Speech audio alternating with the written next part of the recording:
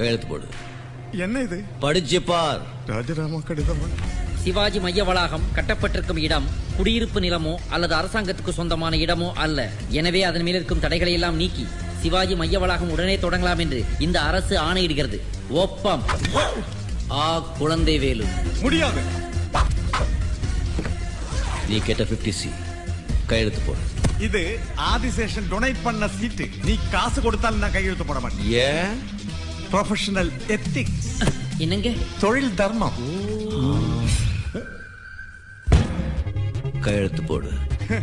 Minister கிட்ட கத்திய காட்டுறிய உனக்கு என்ன பைத்தியமா?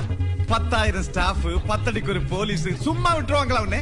குத்திட்டு தப்பிச்சு போ. அப்படியே ஐயோ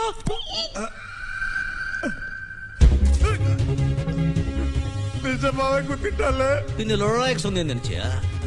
உனக்கெல்லாம் ரத்தத்தை பார்த்தா தாண்டா புத்தி வரும். போடுற கையெழுத்து.